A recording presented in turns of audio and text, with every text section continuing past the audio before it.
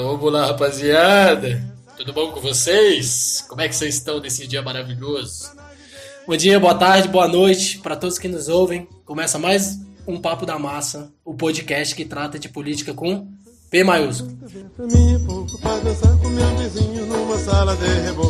Hoje eu, Gabriel Rocha, Caio Barros e o nosso ilustre João Cirilo vamos bater um bate-bola em ritmo de Copa do Mundo sobre a própria Copa, Venezuela, relações internacionais, fake-checking e muito mais.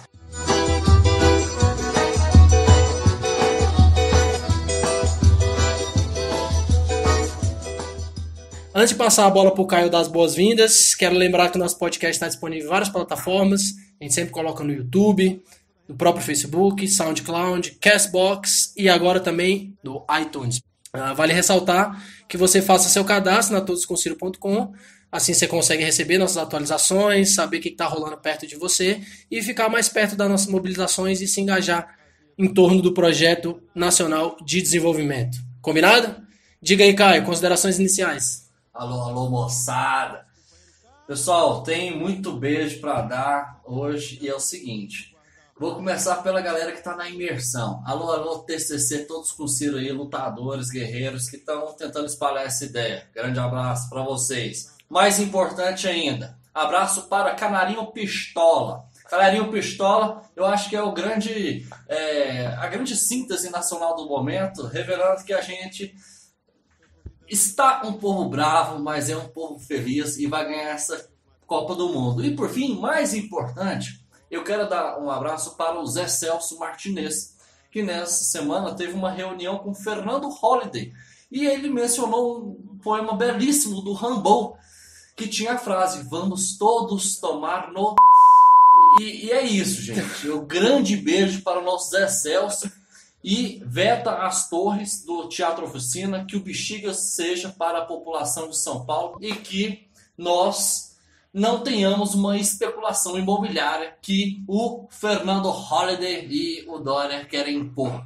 Fernando Holliday, Dória e o SS, né? Oi! Silvio Santos querendo lá, fazendo lobby também para que as torres sejam erguidas. Diga aí, João.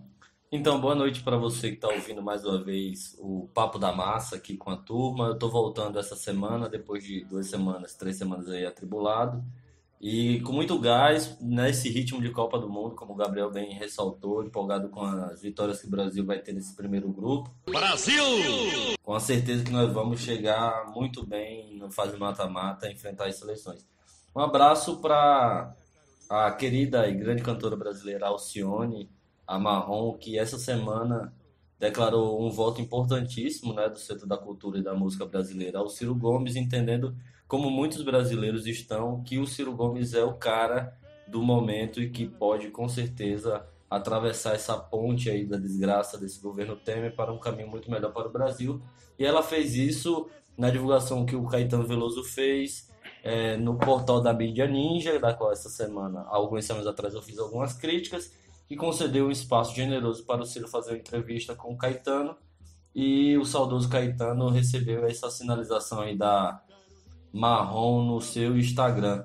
Um abraço para vocês e vamos trocar uma ideia aqui muito massa antes do Hexa. É isso aí, trocar uma ideia massa sobre o melhor e único projeto até o momento nacional de desenvolvimento. Grande abraço a Marrom, grande abraço a Mídia Ninja. Quem não conferiu ainda, vai lá no canal do YouTube da Mídia Ninja, confira, Caetano Veloso entrevista Ciro Gomes, com certeza você não vai se arrepender. Eu brinco sempre que eu devo ter pedido voto na creche. Falando em personalidades, devemos mencionar também uma nova adesão importantíssima aí do mundo da comunicação brasileira, que é o Miguel do Rosário. Vamos estender um pouquinho essa nossa introdução bem lembrada. Assim como o Paulo Henrique Amorim também já mostrou, no Conversa Fiada já entrevistou o Cid Gomes, até comentei semana passada, tem dado muito espaço pro Ciro. O Miguel do Rosário, que é um influente blog do Cafezinho, que teve envolto na polêmica lá com o Sérgio Moro ano passado, que até o próprio Ciro falou dele, era se referindo ao Miguel do Rosário, quando o Ciro falou aquela questão de receber o Moro à bala e tal. Então o negócio é aproveitar que eu sou muito indignado e tentar me transformar em um temperamental, num cara que pavio curto, etc. Então diga aí, João. Não, então, o Miguel do Rosário é um jornalista, ele tem um blog, o Cafezinho, há um bom tempo, que trata sobre política, sobre economia. E assim como está estreito o debate com o Ciro, com o PT nos últimos 2, 3 meses, nas redes sociais tampouco é diferente. A militância petista sacrificou o Miguel do Rosário como sua fonte de informação, obscurecendo todo o debate jornalístico do nosso campo, porque o Miguel do Rosário declarou um apoio crítico ao Ciro, apontando que existem equívocos na sua linha de atuação, mas nesse momento, com a possível e quase real, fatídica, impedimento do presidente Lula, o Miguel do Rosário fez essa sinalização e foi crucificado nas redes sociais, assim como outras pessoas também do campo petista. Como o Tico Santa Cruz como também. o Tico Santa Cruz, outras personalidades. Abraço, Tico, abraço. Grande Tico Santa Cruz.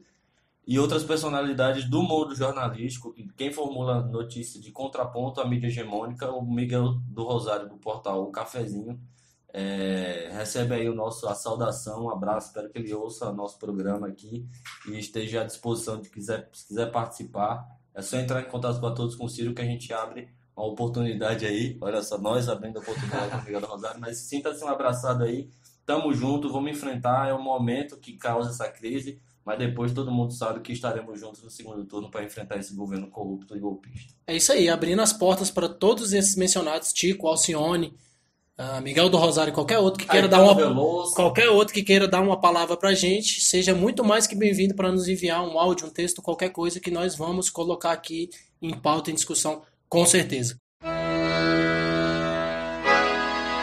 Vai, boiadeiro, que a noite já vem. Guarda o teu gado e vai pra junto do teu bem. Para começar mais um Papo da Massa, primeiro bloco, como nós estamos em ritmo de Copa do Mundo. Copa do Mundo começou ontem com um jogo meio insosso, mas que no final das contas foi legal pela diversão da quantidade de gols, né? Rússia e tudo mais. Quero puxar essa temática pra gente, Copa do Mundo, sentimento nacional. Tem muita gente falando que o povo brasileiro não tá mais empolgado como outrora, né? Talvez pela ferida do 7-1 ainda que esteja aberta. Ciro lançou vídeo essa semana. Tudo bem, usar a camisa da nossa seleção para coisa muito desonesta. Tudo bem, 7-1 foi para lascar, mas estão me perguntando, vai torcer o quê? Vou torcer Brasil. Vamos torcer, futebol é futebol, política é política, quem mistura é que está errado. Vai o Brasil, ex-campeão, tô nessa. Aí o Vampirão vem logo no embalo para soltar vídeo também, pedir pra galera se unir e tal. A Copa do Mundo começou na Rússia. No próximo domingo, o Brasil entra em campo. Mas né, vamos esquecer o Vampirão por enquanto. Antes de eu tecer o meu raciocínio, queria do Caio que ele comentasse sobre as propagandas, Caio. Tem uma propaganda muito famosa que ficou essa semana, né? Tá rodando muitas mídias hegemônicas, que é a do Itaú, que conta com a presença do rapaz lá dos Impedidos, a Anitta, o pagodeiro Thiaguinho. Eu quero que você fale pra nós o que você achou, Caio, da propaganda do Itaú, o banco que mais lucra em tempos de crise. Quanto que o Itaú te pagou pra falar dele? Mas eu não falei bem. Pelo amor de Deus. Eu só queria levantar a bola de que o Itaú, em tempos de crise, fazendo lucros recorde, quer mostrar pro povo que não tem nada acontecendo, que o que importa é todo mundo se abraçar e torcer pro Brasil. Pra quem não sabe, o Gabriel é filho do Setúbal lá do Itaú. Um grande grupo financeiro brasileiro acabou de distribuir 9 bilhões de reais para 4 famílias. Não pagaram um centavo de imposto, enquanto o seu salário morre com 27,5% na fonte. Hoje, a irmã dele, que foi a Neca Setúbal, pediu na Folha de São Paulo um grande pacto pela democracia. O que isso significa, moçada? Isso significa que a aproximação entre Alckmin e Marina está cada vez mais perto. Ela pode acontecer antes do segundo turno. No segundo turno, é certeza, se um dos dois estiverem lá, eles vão se aproximar, porque a gente sabe que a rede é o neoliberalismo verde.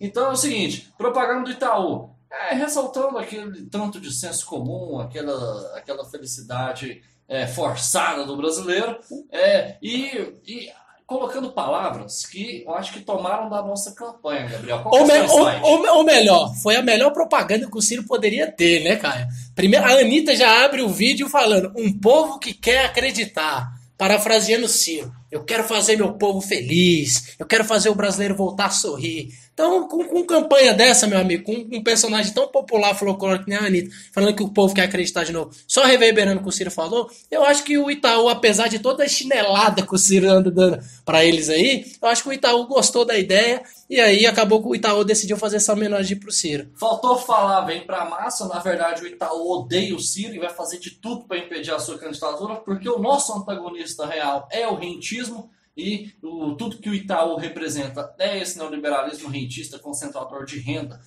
Existe um antagonista que vai ficar cada vez mais claro entre os bancos e a candidatura do Ciro Gomes. Tomem muito cuidado que as propagandas vão vir cheias de mensagens subliminar. Um povo que quer acreditar de novo. Elas virão cheias de mensagens subliminar contra uma candidatura popular e antineoliberal. Olha, Caio, se é subliminar, eu não sei. Mas eu gostei da sacada do Itaú, quando fala assim: antes de botar a mão na massa, o povo põe a mão na massa. E vem pra massa. Ou seja, vem pra massa você também. E antes de botar a mão na taça, pôr a mão na massa, Brasil. Melhor propaganda que essa, meu amigo. É da caixa. Não é só da caixa, vem pra caixa você também. Melhor propaganda que essa, então vem pra massa você também. Adere a todos com Ciro, adere o Projeto Nacional de Desenvolvimento e escute agora, de agora em diante, a propaganda do Itaú, rindo e agradecendo pelo esse comercial gratuito que eles fizeram pro Ciro. Mostra a tua força, Brasil, e amarra o amor na chuteira, que agarra da torcida inteira. Continuando nosso papo, galera, né, tirando um pouco dessa descontração, eu pessoalmente gostaria de fazer um paralelo entre Copa do Mundo e política. Brasil! Muita gente fala no Brasil que futebol, política e religião não se discute. Eu já tento fazer o contrário, eu já tento fazer associações sobre esses 3 pontos. Hoje, como eu já conversei com vários conhecidos meus, eu vejo a seleção brasileira, apesar de todas as feridas que nós temos, de todo o descrédito, tudo que o Brasil vem passando, e querendo ou não, é inevitável que a gente associe a imagem de uma entidade corrupta como a CBF, que é parte de uma outra entidade mais corrupta ainda como a FIFA, que nós, enquanto torcedores, enquanto nacionais, tenhamos descrédito em relação a torcer por uma equipe que represente tudo isso. Só que, tirando um pouco esse elemento de lado, eu tenho um raciocínio que é mais ou menos o seguinte: enquanto em 2014 nós tínhamos uma equipe que, ao contrário de que muita gente achava que era uma geração ruim, de gente pipoqueira, eu achava que o problema era gestão. O problema no Brasil, nunca, como o próprio Ciro fala no vídeo do Caetano, o problema nunca foi dinheiro. O problema é a má aplicação do pouco dinheiro que se tem e da forma que se vê os problemas. E para mim é muito isso, pode ser aplicado no futebol também. Eu sou entusiasta, eu sou fanático por futebol. E eu vejo, não sou goleiro, mas gosto muito de assistir. Torço pro melhor time do Brasil, Palmeiras. Beijo, seguramos o Flamengo dentro de casa lá, apesar de que o jogo era nosso. E é o seguinte, na seleção do Tite eu traço um paralelo nesse sentido, que o Tite assim, é um cara que eu respeito muito, apesar de ter dirigido um time que é o arquirrival do meu time, o Corinthians, e ele tem organizado a casa e mostrado pra gente que o problema da gente nunca foi material humano, capital bruto. Foi sempre como que a gente coordena essas peças, de fazer as pessoas assim, hoje nós vamos jogar de tal maneira, mas se você entrou em campo e viu que o jogo é diferente, a gente adapta e dentro da própria percepção do jogador, sem que o gestor, o gerente fale, eles fazem a leitura do jogo e se adaptam para essas circunstâncias. É nítido, gente. Hoje no futebol moderno a gente tem um paradigma de jogo de espaço reduzido, de os jogadores não param um segundo para respirar, toda bola é bola, sabe? O jogo é disputado intensamente 90 minutos e é por isso muito que se discute a diferença técnica do Brasil para a Europa, porque na Europa o jogo, em todos esses elementos, ele é melhor do que no Brasil, apesar de que eu ainda gosto muito do jeito que se joga futebol no Brasil. E o Tite traz esse elemento para nós, ele é um estudioso dentro e fora de campo, ele analisa adversário, ele sabe o que cada jogador pode fazer, o que ele não pode, e ele coloca todas essas competências a serviço da nossa camisa amarela, por bem ou por mal, gostemos nós ou não, tá lá funcionando de alguma maneira, e para mim, provavelmente esse podcast vai depois do primeiro jogo do Brasil, mas eu acho que a gente passa com ressalvas na primeira fase, né? Salvo, lógico, pegaremos outras seleções muito boas ao longo do caminho, mas nós estamos mais que capacitados para bater de frente com essas seleções. E o Ciro, nesse sentido, para mim, eu vejo o Ciro como o Tite da política. Ou o contrário, o Tite é o Ciro do futebol. Porque é um cara que entende, é um cara que tem uma equipe coesa, é um cara que sabe delegar tarefas, que ele tem um conhecimento, ele tem um norte, ele tem a visão holística, mas ele sabe falar pra galera, a gente tem que fazer isso, mas em algum determinado momento vocês podem ter algum tipo de autonomia para adaptar o jogo, lógico, sempre defendendo o interesse nacional e os interesses do nosso povo, da nossa nação, da nossa pátria. Bom, a É gente isso. viu que se deixar, o Gabriel não passa a bola. Agora ele Mais fominha que o é Romário. mais fominha que o Romário. Eu queria saber então do João. Qual que é o paralelo que você faz? Tite e Ciro existe? Olha, no futebol eu gosto muito de olhar para dentro de campo, para onde as câmeras estão apontadas. Não desconsiderando o papel que o técnico tem, Sim. acho que ele é o cérebro do momento. Mas eu acho que o nosso cérebro não é o Ciro. Eu acho que o Ciro tem uma postura muito mais de organizar dentro do campo. O cérebro dessa eleição agora é o povo brasileiro. O povo brasileiro que vai dizer para nós que o Ciro vai ser o nosso futuro presidente da República. E na minha avaliação, na minha analogia, eu vou comparar o Ciro. Eu não estou discordando do Gabriel, não. Acho que são perspectivas diferentes. Mas, para mim, o Ciro é um cara que vai ser fundamental nessa Copa. Você pensa que é o Neymar, você pensa que é o Gabriel Jesus, não. Para mim, o fundamental também é um cara que saiu originário de um time de oposição ao meu, né?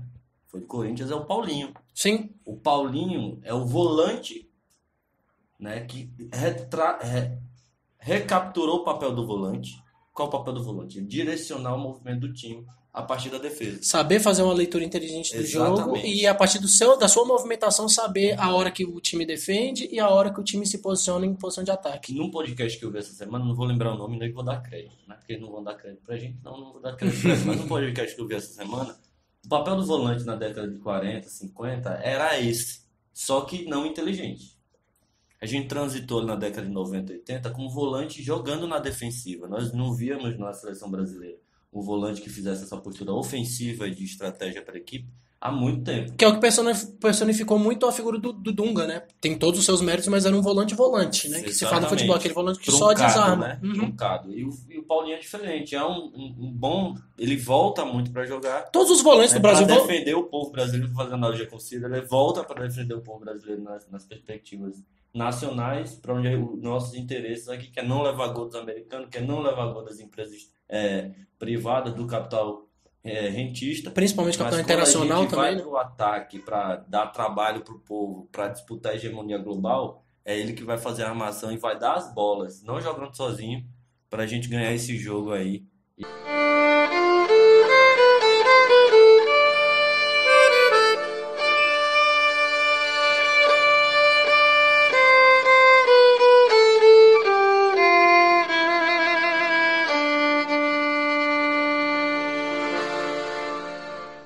Muito interessante essa inserção do João.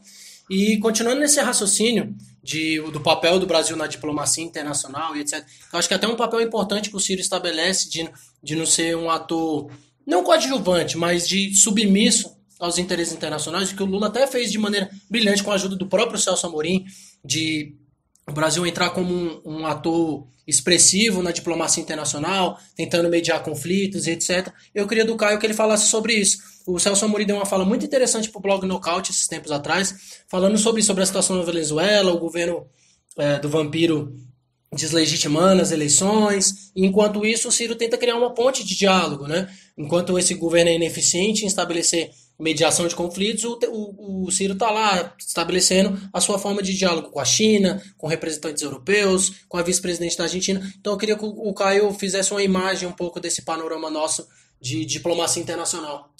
Bom, o Celso Amorim ele vai ficar para a história como um dos maiores diplomatas do Brasil, chanceleres, como foi o Rio Branco. E o Celso Amorim ele segue princípios que estão estabelecidos na Constituição, que aparentemente o governo golpista vem renegando. Uma frase bastante peculiar e interessante para entender a diplomacia do período Lula é que eu não sou apenas eu sou eu e as minhas circunstâncias. Para falar que o Brasil ele está inserido na América Latina. Então, o Brasil ele precisa da América Latina para se projetar e a América Latina também precisa do Brasil para se projetar. Se os nossos vizinhos estiverem mal, a gente não vai estar bem. Já dizia Pepe Mujica, né? O sentimento imediato de como está a América Latina é: se o Brasil vai bem, a América Latina vai bem. Se o Brasil tem uma tosse, a América Latina pega pneumonia. E esses são princípios que estão, gente, esculpidos na nossa Constituição. Por exemplo, a gente tem lá que a gente vai construir uma república. Olha só o parágrafo único das relações da República Federativa do Brasil nas suas relações internacionais. a República Federativa do Brasil buscará a integração econômica, política, social e cultural dos povos da América Latina, visando a formação de uma comunidade latino-americana de nações. Isso é de uma tradição histórica da nossa diplomacia.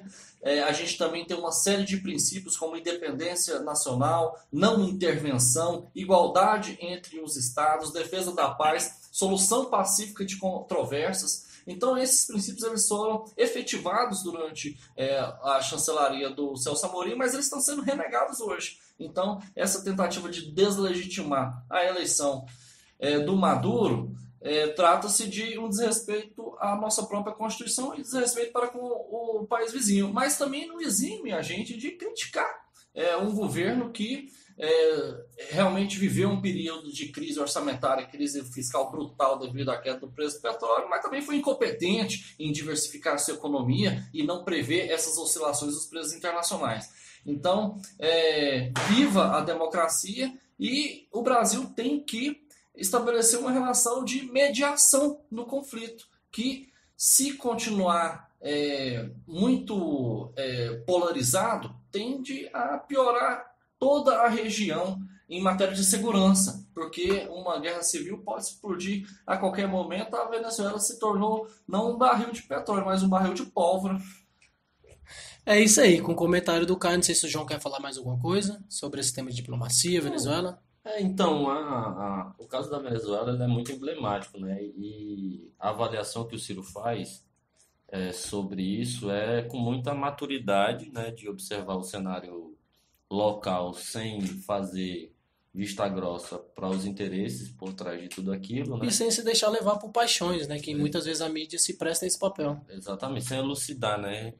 O próprio governo Maduro contribui com esse tipo de visão meio torpe sobre os casos internos deles, né? Porque tem aquela coisa de não interferência nos assuntos estrangeiros, né? Nos assuntos domésticos dos outros países. O problema é que, assim, com a grande capacidade de imprensa que a gente tem hoje, com a globalização da informação e etc., é muito mais difícil governos autoritários tentarem passar uma imagem de tranquilidade e democracia, como o Maduro demonstra na Venezuela.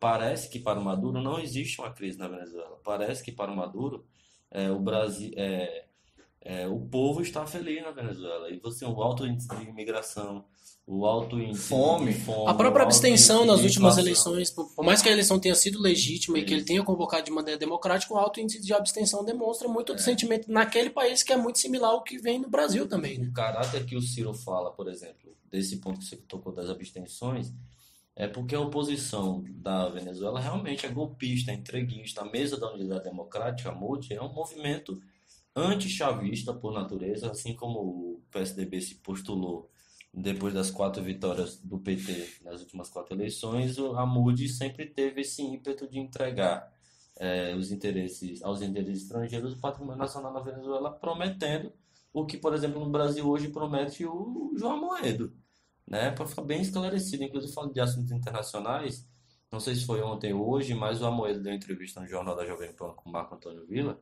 O Marco Antônio Villa é que vem se destacando num ponto muito crítico à direita brasileira e defendendo os interesses nacionais, muito próximo à leitura do Ciro. Não declarou apoio, etc. Mas questionou o Amoedo sobre como o Brasil poderia se portar politicamente da porta de casa do Brasil para fora. E o Amoedo parece aquelas crianças mimadas de DCE de universidade, só fala um assunto para explicar tudo. Ele diz que o problema não, o Amoedo é indivíduo, mas principalmente a questão econômica, o quanto é preciso liberar, fazer processo derrubar todas as fronteiras, fazer acordo de livre comércio. Isso aí é ALCA, isso aí é aquela coisa toda que a gente já viu em 98 com o Fernando Henrique. E o Marco Antônio Villa questionou a postura do Amoedo, dizendo que quem faz isso são brasileiros que não são brasileiros. Que não tem senso de nacionalidade. São brasileiros que servem aos outros países de uma maneira totalmente esdrúxula, sem entender os interesses Eles nacionais. aderem ao discurso de um liberalismo que tem um valor de livre comércio, etc., mas, na verdade, é um liberalismo que impõe um imperialismo em que os países que estão com desenvolvimento médio ou baixo continuam a produzir mercadorias sem valor agregado e macumunados ou aderentes a esse discurso ficam eternamente reproduzindo essa condição de subdesenvolvimento. O que a gente tem que retomar em relação à nossa questão de diplomacia e relações internacionais é a palavra soberania. A soberania vai fazer com que a gente proteja os interesses nacionais contra os interesses do imperialismo liberal. Sem que isso signifique necessariamente xenofobia. É lógico que nós temos que ter nossas portas abertas para empresas internacionais, etc. Mas, como bem lembrado para o Caio, que é o capitão do Projeto Nacional de Desenvolvimento é isso, é defender as empresas nacionais, a geração de emprego, a transferência de tecnologia, primeiro no nosso território, primeiro defendendo os nossos nacionais e depois a gente estabelece essa possibilidade das outras empresas virem e fazer parte do nosso mercado. Com isso, a gente vai terminar essa primeira parte meio que ficou misturada com duas, Copa e Relações Internacionais. A gente vai para um breve intervalo e volta para falar sobre mais um tema.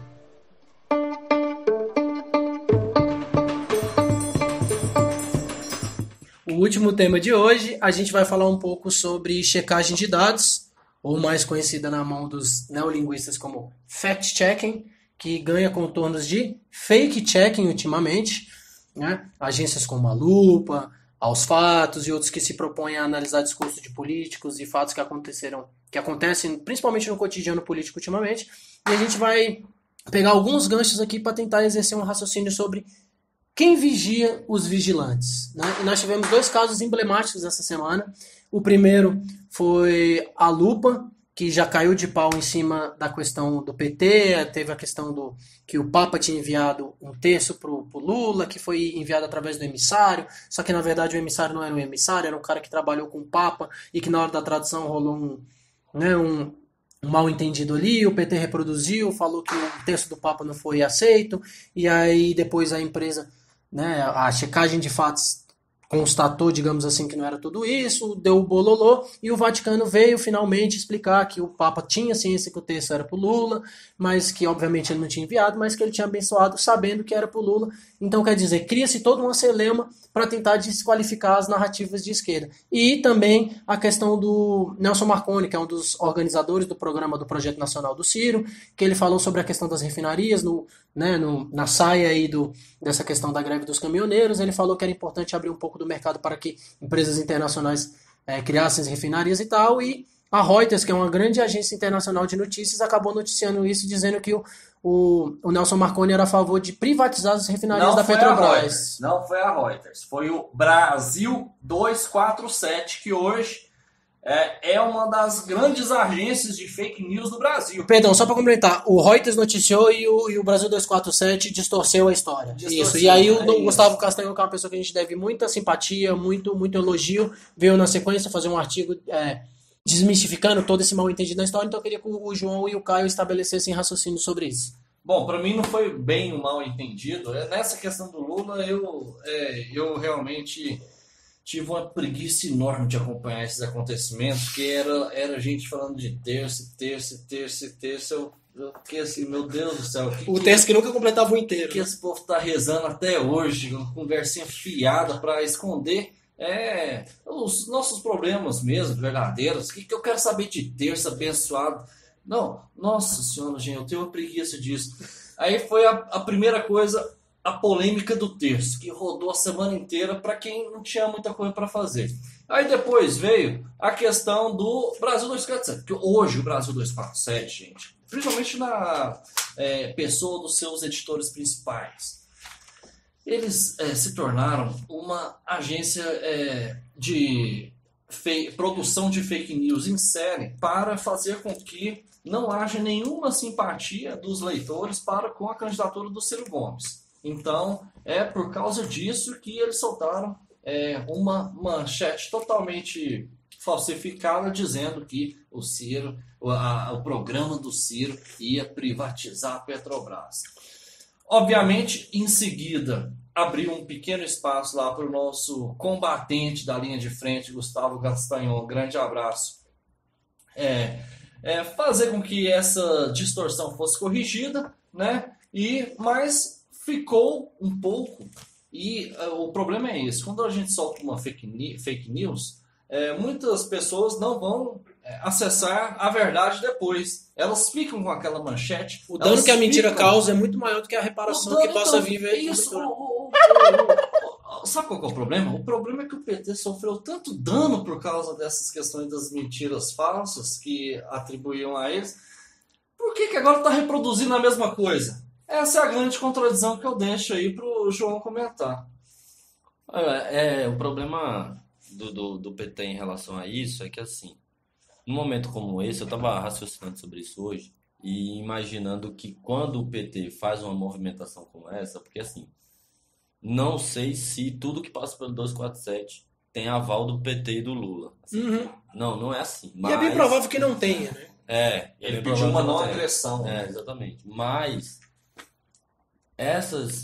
esses setores da imprensa alternativa têm uma orientação muito ligada aos dirigentes dos partidos, Ao lulopetismo. ao né? lulopetismo, né? Como reivindicar, até pela sobrevivência, né, institucional deles, e por uma necessidade pontual do Brasil de sair desse discurso de neutralidade da imprensa e cada frente, corrente que tiver disposição para disputar o espaço hegemônico da imprensa, fica à vontade para fazê-lo, né? Agora, realmente eu concordo com a crítica do Caio, mas discordando de um ponto muito importante, eu acho que não é nenhuma discordância, assim. É porque como eles não vão se contrapor soltando em verdade na imprensa? É difícil você fazer um processo de... Assim, não tem santo na imprensa, né? Então, não tem santo na política, etc. Mentir no jornalismo, assim como na vida, é horrível. Mas ali é disputa de narrativa. A todo momento, quando você vê, por exemplo, qual é a disputa de narrativa da imprensa contra o Ciro? É dizer que o Ciro é de direita, é dizer que o Ciro vai privatizar a radical Petrobras. É extremizar a posição e o diálogo do cara. Exatamente, é distanciar esse momento. O Ciro foi governador do Ceará, foi prefeito de Fortaleza, sem comprar uma rádio de esquina para fazer propaganda a favor dele. E Sim, tem próprios dialogava- setores da esquerda que chamam o cara de coronel. Exatamente. Mas dialoga com os setores da imprensa. É preciso que haja esse diálogo. O governante não precisa ser estreito, né, com os setores da imprensa, assim como não é uma diferença cabal que o Ciro tem, por exemplo, em relação ao Brizola. O Ciro pode ser encarnação do Brizola em qualquer uma coisa, mas em relação à mídia, ele realmente acha que não tem que intervir na Globo. Ele acha que não é assim que se constrói a democracia. E imagine realmente o Lula voltando a governar o Brasil e fazendo uma intervenção violentíssima. Estabelecendo o marco regulatório da imprensa, Você né? cria é positivo, na minha avaliação seria ótimo, eu enquanto João. Assim. Mas você vê que isso cria um determinado tipo de radicalidade na política que para o Brasil, na minha avaliação, não é necessário. E para complementar os assuntos que rolaram essa semana sobre isso, o meu ponto é que, assim, discordo muito das agências, porque elas, como o Janot fizeram, como o Janot fez, colocou todo mundo no mesmo buraco. Pode ir o Papa falar alguma declaração, a agência de checagem vai pegar uma pincelada do que ele falou e vai dizer que é mentira. Ou Sabe? pelo menos relativizar de uma maneira negativa. Eles nunca vão apresentar um candidato a presidente da República que fale 100% de verdade. Ou ele é um especialista no assunto e sabe todos os dados na cabeça, que o Ciro sabe de muita coisa, mas também não tem todos os números. Não é acesso ao site do IBGE todo dia para ver os dados. Não é o Summit, né? O novo mega processador que... Eles não são os 15 pessoas que fazem agência de checagem. É uma só, né? Mas é jogado por uma vala da mentira da política para questionar o sistema, para capturar novamente para a imprensa, que sempre mentiu antes da internet, para dizer que agora ela é detentora da verdade. Então tem esses parênteses assim que se a gente vai colocando um ponto um no outro, a gente vai entendendo que é um erro esse movimento. A agenda das fake news, elas estão muito em evidência no mundo. É algo que surgiu do nada e tirou um partido que estava com um governo de excelente aprovação como o Obama nos Estados Unidos, tirou os democratas, né, por pura fake news. Divergência ideológica, né? Exatamente. E num ambiente altamente democrático, na mídia pelo menos, como é nos Estados Unidos, né? onde a Fox fala bem dos republicanos, a ABC fala bem dos democratas, e assim lá eles se subdividem. Mas lá tem contraponto de imprensa, que coisa que o Brasil Aqui não tem. não tem contraponto né? de imprensa. Ainda não Mas temos. é porque é um assunto muito, muito distante, muito relevante de se tratar, porém com muito estreitismo. E além de tudo, não é porque eu voto no Ciro, não, acho que tem essa influência sim, mas sim, o Ciro se comporta em relação à imprensa de uma maneira mais republicana do que todos os outros candidatos. Porque, primeiro, não compra a imprensa para falar bem de você. E o segundo, não cria outra imprensa que atua tão pior quanto essa para falar bem de você. Então é o cara que vai tentar mediar e vai fazer governo para ser bem falado. E vai ser. E os dois lados vão meter o pau nele. Exatamente. A verdade é essa, que ele não tem, ele não banca, então os dois lados vão meter o pau nele. As agências de fact-checking, complementando super rapidamente aqui, elas podem ser um bom instrumento para a democracia, para evitar os excessos justamente das fake news políticas com interesses muito específicos. Mas quando exageram, quando falam que o Ciro está mentindo porque o número de homicídios não é 64 mil, mas 62 mil, quando falam que o número de nascimentos não é 2 milhões e 600, é 2 milhões, é ridículo, gente. Então, aí a gente tem que ponderar essa questão. Então, eu acho que a 1247 ela faz uma narrativa para um público específico, e eu vou dizer qual a diferença no momento político que a gente está vivendo. Quem não vota no Ciro e é do PT é 6% do número de votos que transitam do Lula para qualquer outro candidato. Esse 6% dos votos do Lula não transita. Certo. É o voto nulo, ou Lula ou nada. Uhum. E o Ciro tem 16% desses votos. Então esse discurso não pega numa parte da militância petista muito racional, e não é intelectual, não é gente da universidade, é gente do povo que sabe que o Lula está sendo perseguido politicamente, juridicamente, mas não precisa encontrar no seu radicalismo porque quer trabalhar, quer ter emprego de volta, e encontra no discurso do Ciro a possibilidade de se alcançar sem o Lula ser candidato. Então, o Brasil 247 fala para um público muito pífio em relação ao povo brasileiro. Trabalhador, meu pai não olha 247. Né? Meu pai assiste o Jornal Nacional. Enquanto dentro do setor da esquerda eu ainda tenho muita certeza, apesar da direção nacional do partido fazer ou não um movimento pró ou contra o Ciro, tem uma parte do PT, das pessoas que gostam do Lula do PT, que vão vir sim para o nosso campo nesse entendimento, se o Lula vier a ser impedido de disputar a eleição. Com certeza. Concordo que é um público não muito relevante, mas a gente tem sempre que ficar de olho. De olho principalmente nas movimentações dentro do nosso campo, do nosso espectro ideológico. Como o Caio falou, não é possível que se combata extremos praticando extremos. Né? E é com isso que a gente termina mais um Papo da Massa. Traremos para vocês a dica cultural logo na sequência. Mas é isso, galera. São dois assuntos que rendem bastante. Relações internacionais, a questão da checagem de fatos. E peço para vocês que, antes de mais nada, compartilhem, seja por WhatsApp, seja pelo link do SoundCloud, Castbox e iTunes, que a gente já falou aqui no começo. Seja acompanhando as páginas dos mobilizadores, todos com Ciro, vem pra massa. Tem o Cirão da Massa também, página muito importante nesse trabalho nosso. Tem o Progressista, tem o Ciro Sincero e inúmeras outras, Tatu no Tô, que já até participou aqui conosco, e inúmeras outras que estão aí formando essa corrente de mobilização que, como eu já falei semana passada e vou continuar falando, é hora da gente arregaçar as mangas, menos de 120 dias para as eleições, 4 meses, e é hora mais do que nunca de botar nossa bandinha na rua, e arregaçar, conquistar aquele mais um voto que é o que vai fazer a diferença no final. Bolão final, quanto foi o jogo, Gabriel? Para terminar, nós temos dica cultural, mas antes da dica cultural vamos fazer um rápido bolão. Eu acho que o Brasil passa 2-0, tranquilo. Você que tá me ouvindo, vai ver que só o Neymar vai fazer 3 gols e vai ser 4-0 pro Brasil. Eu vou optar pelo caminho do PMDB, 3-0. A vitória tranquilo. Tá certo, galera. Dica cultural de hoje, a minha particularmente, é que os senhores escutem a banda O Terno de São Paulo. Um trabalho bem moderno, bem bacana de se escutar. Diga aí, Caio, o que você tem para sugerir para nós? Olha, eu tive um insight agora de dica cultural que vai ser o seguinte: pedir pra galera que tá escutando ler o título 1, artigo 1 ao 4 da Constituição Federal. Nesse artigo você vai ter uma série de valores que são reproduzidos pelo programa do Ciro. Aí você vai comparar, após a leitura, se os outros candidatos repartem dos valores que estão escritos na nossa Constituição.